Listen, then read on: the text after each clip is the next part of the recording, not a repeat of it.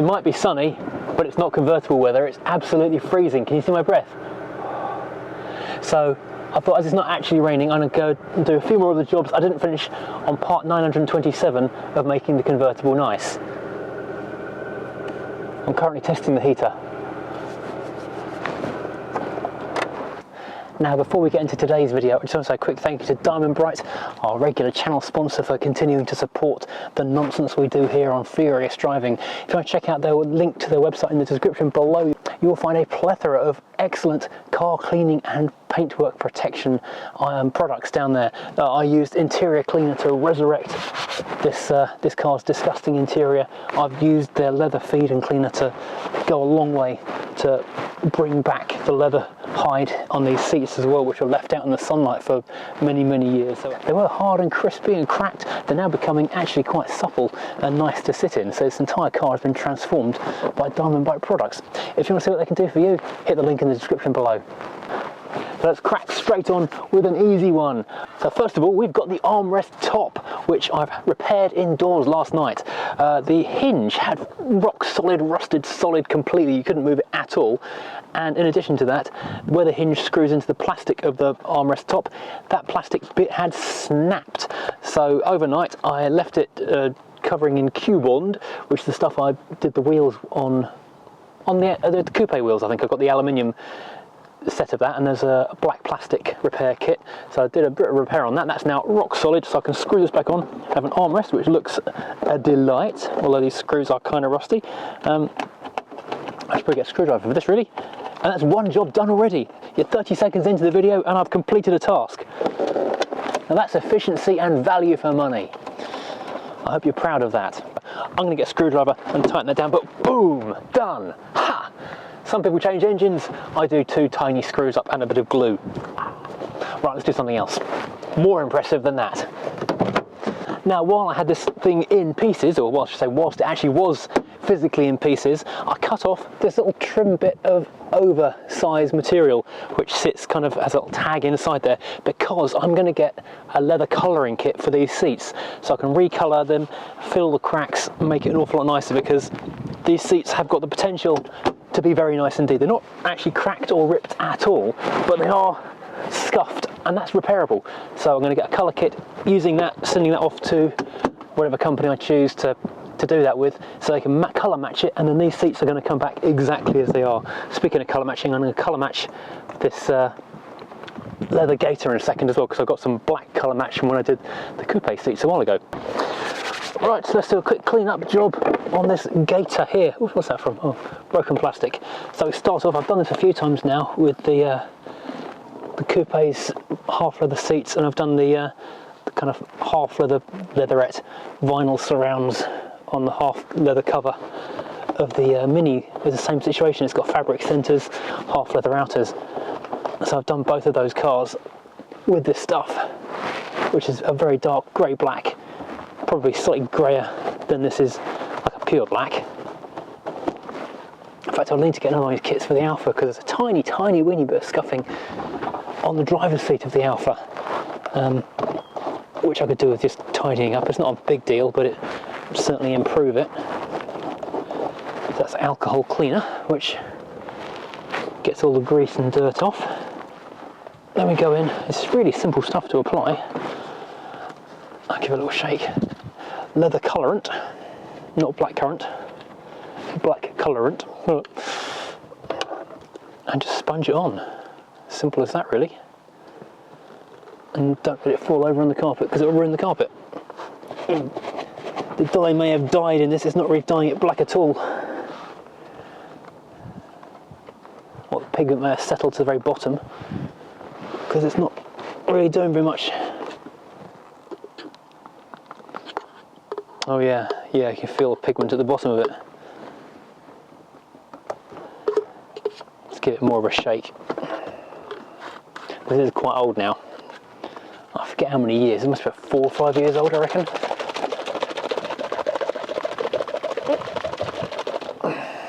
Let's try that again. Oh, that looks more promising. Even so, it's still a bit on the grey side. Or maybe I'll wait till I get the pure black for the Alpha's driver's seat and do it with that instead. That'll probably be a bit more of a better result. At least if it's not bright white, it's a bit less obvious that the surface has gone. That's the trouble with convertible cars, is that UV light is not kind at all to leather or plastic or any of the surfaces inside a car. So having a car with a roof that falls off is not a great way of preserving your interior. Well, that's slightly improved. It's not a big difference, but it's certainly better than just the pure white backing showing through, which is really stark against the black leather. Once I get the dark black kit for the Alpha, I'll give it a second go with that. Right, wipers now. Right, this one has definitely seen, better days. Try and work out how apparently this is easy to fit and high quality rubber. We'll be the judge of that in a second. How does it all come out? More for the metal scrap pile, ever growing as always. My God, it is windy today. I'm trying to hold my back to the wind so that you can actually hear the microphone over the gale. It is absolutely blowing a hoolie through here right now. Well, do you know what? They actually are quite easy to fit. Who knew? Quite hard to open the box when your fingers are completely numb though. Been out here about 15 minutes, not even that probably. I already can't feel my hands. Work out which way around these things go before you snap them into the wiper. Well, what do you know? Well within the Trade Descriptions Act, that was easy. 3 minutes into the video, 2 jobs done. This is amazing. This is very unlike furious driving. Next up, and this seems like a completely pointless waste of time, but I've got to take the spare wheel out. Not because I want to have a look at the spare wheel, it looks like an old Dunlop with pretty decent tread, but it's flat and that's an MOT fail. Unfortunately, the wheel that holds it clamped down, little turny dial thing, it's rusted in place, which is a fairly common problem on Rover R8s and lots of other cars that screw the spare wheel into the floor and then they have water ingress problems. So I'm going to try and find some way of getting it out. The coupe had the same problem, and I think I hammered it free with a big hammer and like a screwdriver to pummel it around in a circle. This looks like a slightly different design, I think. I'm not sure. Oh, is this not going to get on there, is it? No, I can't get in there. Hammering it is. Oh, come on. Oh, it's freed it.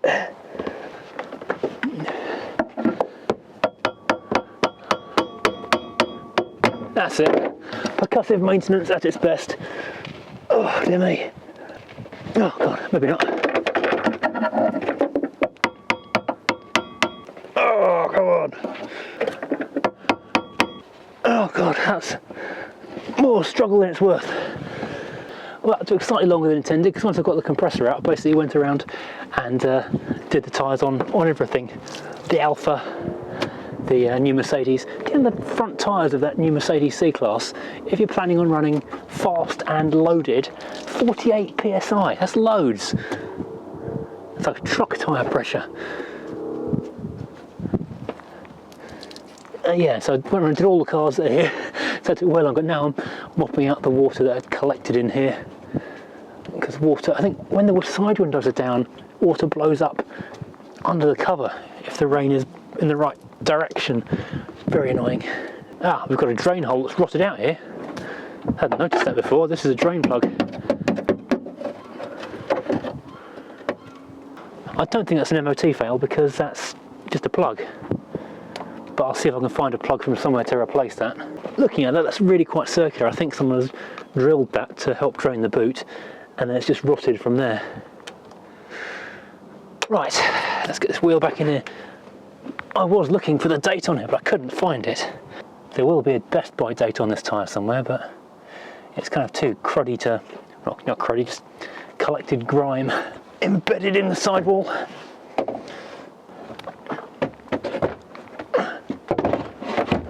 And before I screw it back in there, I'm actually going to put some copper slip on that because that was an horrible task getting that out.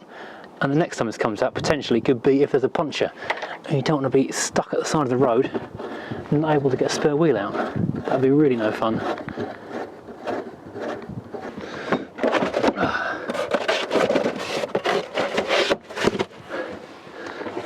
Okay, Oh, it's not brand new, but it's decent quality tread. Let's go pump this thing up. Next up is something people thought I wasn't going to bother doing, but I am. This is putting a new floor in here, and it's surprising. Well, first of all, it's surprising I actually touched that with my bare hands, because that is utterly disgusting. It's the kind of thing you touch and then want to wash your hands and then wear gloves for everything you ever touch ever again in your life. But it's been on the ground for a long time. I'm actually going to make a bigger panel on this, because this is a bit meh, really, isn't it? It barely covers the padded bit, and I'd like a nice flat floor across the entire floor. So I'm going to go big. So there's an additional 21 centimetres towards the seats, and I can make it, I'll continue the width of it, well, the same width as the end actually, 65 centimetres, so I can do a 21 by 65 over there. And that can be that little extension on that bit. And these side parts, they can carry on an extra, or 25 centimetres from that point.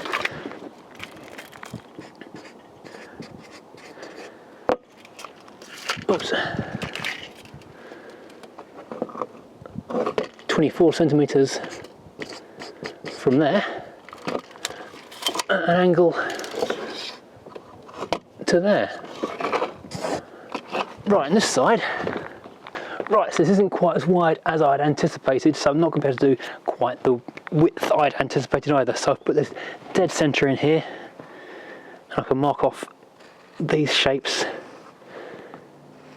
So that was 23 centimetres out from that point just there, and then it slopes in, so I'll cut it in that much,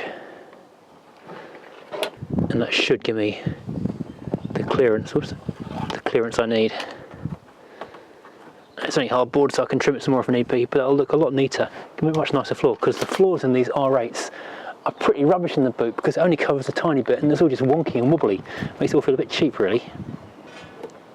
Now, I had thought, because I'm sure someone's going to comment this in the comments, I've got two of these bits of wood, why didn't I do it lengthwise so I can make it as wide as I would? Well, the thing is, if you had a puncher, dead of night, it's raining, and you find you've got to lift up one piece of wood like that, it's fine. And there's a little bit of a hinge at the back because there's a second piece carrying on over there, not a problem.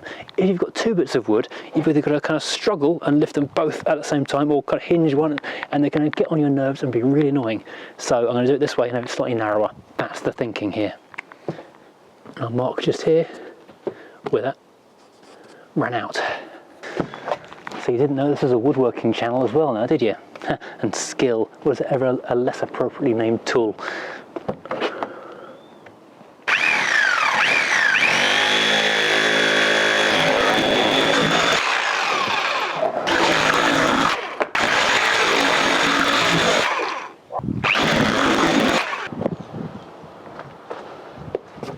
Right, let's go see if it fits. Okay, a couple of minor alterations, but nothing big. That was pretty good guesstimations.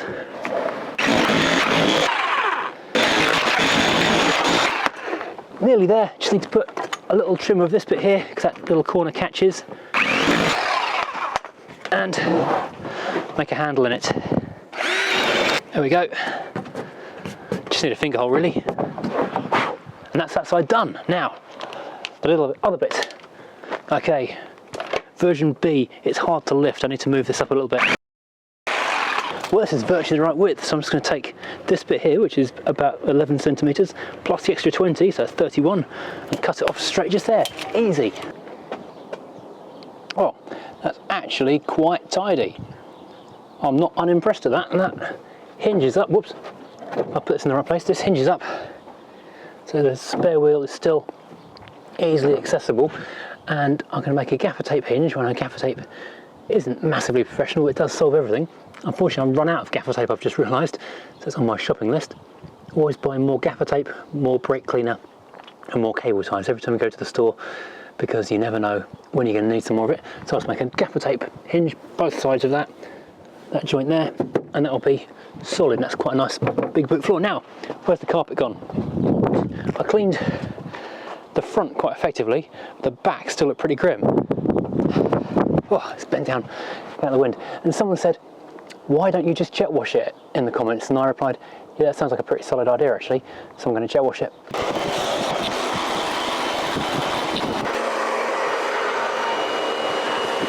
Oh no, the hose is...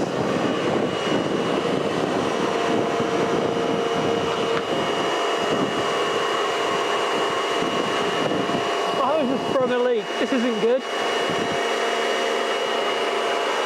Still improvise. Well, this scuffers my cleaning the Alpha video.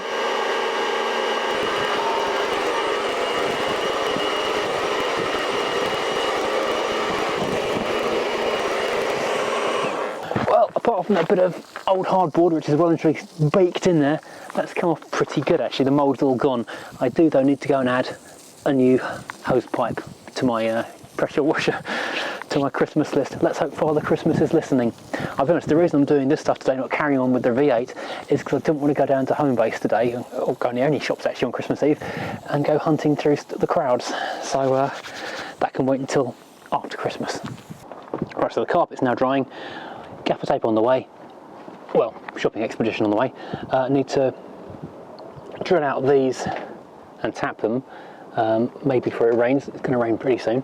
But people were concerned about the rust. This is basically surface rust. It looks really bad on camera, but this is not rust on the body of the car. This is rust from the back of the metal plate, which runs full width of this, which I'll go and paint in a second, which I have already sanded and wire brushed back.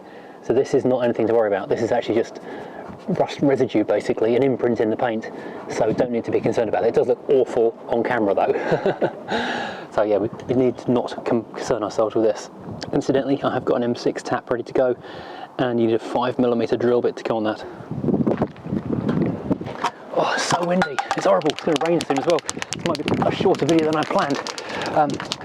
This is that bit of metal which left those rusty imprints. I have gone over it with a wire brush quite a lot in the drill, so I've kind of made it as good as it's going to get. I'm going to hammer it over. There are a few little perforations, but it's hidden from view most of the time. It's not really a major issue.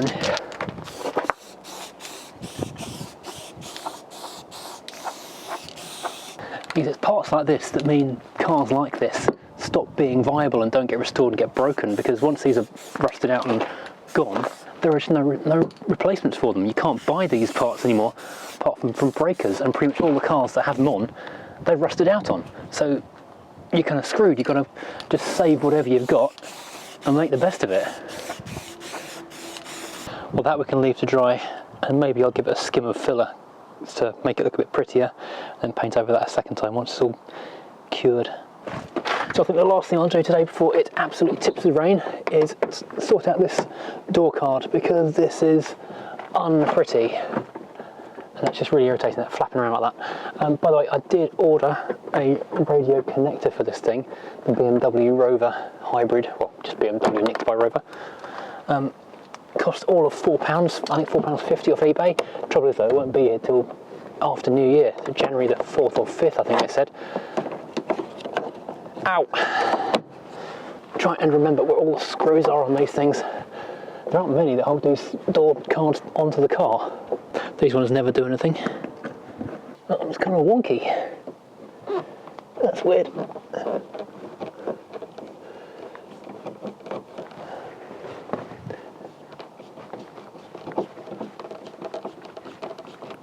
Well, at least just this one little one to get out, which doesn't want to come. A little jeweler's screwdriver did it in the end. Don't think the camera's rolling.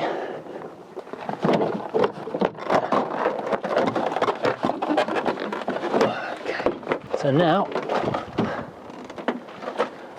I can pop these little tags back through, bend them. Oops, don't all come out. To make it worse, oh gosh.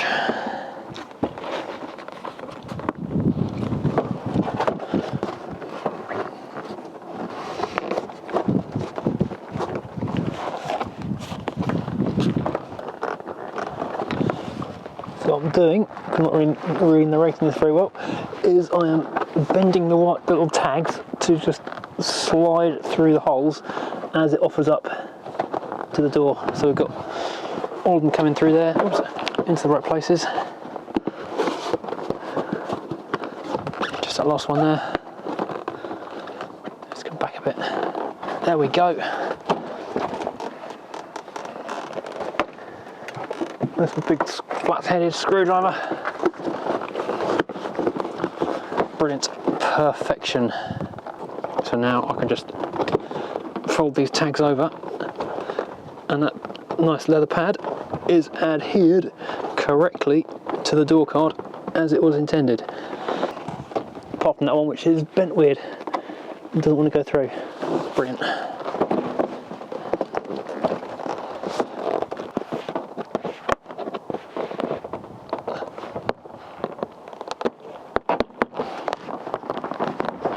Ta-da! That looks good. It's going to stick it back on again now. Well, there you go, it's back together. Well, apart from a few screws, which I'm doing right now. Right, so that's all back together, looking quite nice. Just one final thing to do is put in the speaker grill, which I previously repaired because the fabric was coming off it. Oops. These are some quite nice, I'm not sure what brand they are, it says Sub-Zero on it, but they look like fairly decent speakers in there. I've not actually heard them yet because the radio's been broken so far. This is me done for the day. It's bitterly cold still. The day has not warmed up at all. In fact, it's got colder since this morning because the sun's gone in. I thought it was going to rain, but incredibly, it actually hasn't. So that was a win. But we've worked through a fair few of the little niggles that were still bugging me with this car. Things like, well, the wipers are done now. That was a basic get it sorted job. This bit of trim, which has always been bothering me, sticking out, flapping around in the car, looks rubbish. And what else have we done? The boot floor, sorted out the boot floor and that spare wheel. So it's all the niggles that will make the car unusable, but who are here making it all good, sorted, usable, pleasant. So now we're virtually done. I think we're probably almost ready for an MOT. I'll do a quick up and down the drive when the neighbours are out so I can just make sure everything is running properly and we're all good to go. But I think, for the most part, this car is saved. This car is actually in danger of being better than the Tomcat. It's now behaving how Rover R8 should do, because every Rover R8 I've come across in the past wants to live. They're really reliable cars. You turn the key, they run. They don't really go wrong, just because they've been sat for such a very long time that it didn't really want to do anything. This one is now sort of getting past that point and working through the niggles to actually turning it into a really good car. So yeah, this has got the potential to be better than the coupe because it's, well, about half the mileage less used.